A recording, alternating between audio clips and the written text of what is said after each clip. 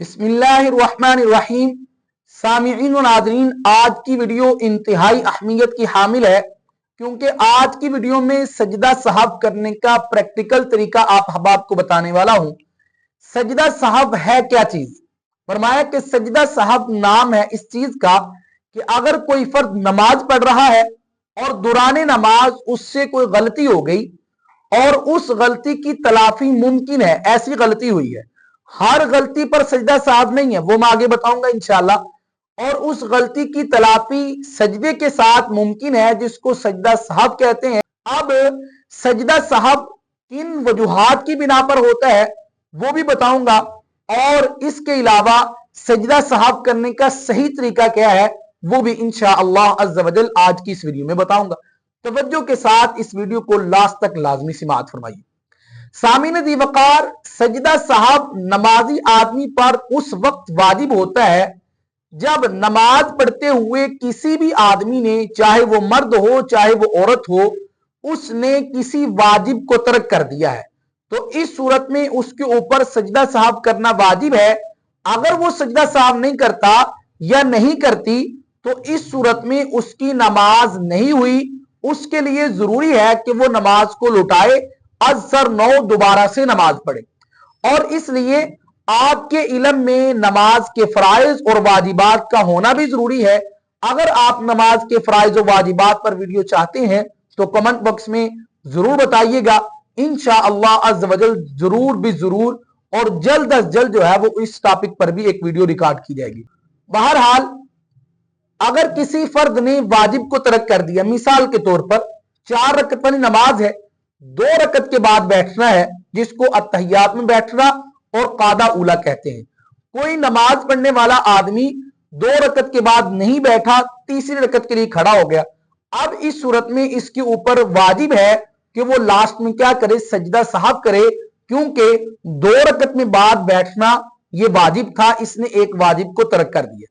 इसी तरह एक और मिसाल ले लीजिए कि 2 रकत के बाद बैठना है, अत्तहियात पढ़नी है, और अत्तहियात पढ़ने के बाद फौरन तीसरी रकत के लिए खड़ा होना यह जरूरी है। अगर कोई फर्द अत्तहियात पढ़ने के बाद अब्दुहु व रसूलुहु तक पढ़ने के बाद उसके बाद 3 तस्बीहात की मिकदार तक बैठा रहा, जैसे सुबहान अल्लाह सुबहान अल्लाह सुबहान अल्लाह, इतनी देर तक बैठा रहा, तो इस सूरत में भी इसके ऊपर सजदा साहब करना वाजिब है। अगर नहीं करेगा तो इसकी नमाज नहीं होगी, दोबारा से नमाज पढ़नी पड़ेगी। और याद रखिए कि अगर दौरान नमाज किसी बंदा ने, किसी बंदी ने किसी फर्ज को तर्क कर दिया है तो तब वो सजदा साहब के साथ कमी पूरी नहीं होगी, नमाज उसकी बातिल हो गई है। दोबारा से नए सिरे से उसके लिए जरूरी है कि वो नमाज को पढ़े।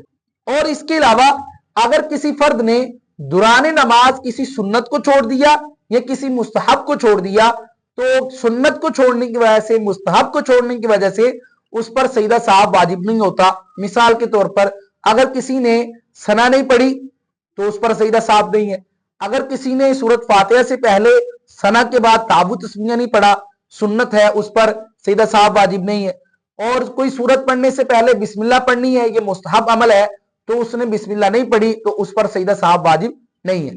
सिर्फ सजदा साहब कब वाजिब होगा, जब किसी ने किसी वाजिब को तर्क कर दिया, तो इस सूरत में सजदा साहब उसके ऊपर वाजिब है।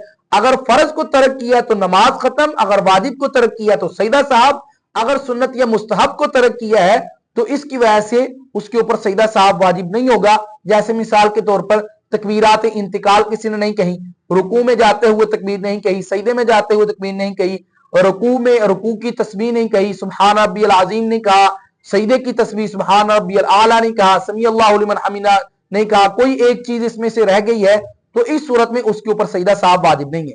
अब सजदा साहब करने का तरीकाकार क्या है वो जरा तवज्जो के साथ और अच्छी तरह ज़हन नशीन फरमा लीजिए कि आपने जब आखिरी रकत में बैठना है, आखिरी कादा में अत्तहियात में बैठना है, तो अत्तहियात में बैठने के बाद सबसे पहले आपने तशहुद पढ़ना है, अत्तहियात पढ़नी है, अब्दुहु व रसूलुहु तक पढ़ के उसके बाद आपने दाहिनी तरफ सलाम फेरना है। क्या फेरना है?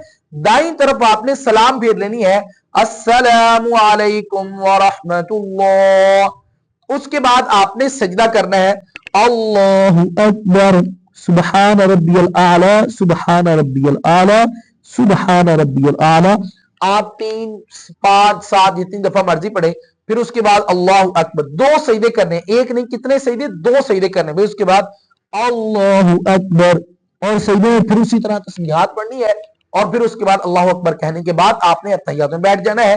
अब दोबारा से जो है वो तशहुद पढ़नी है।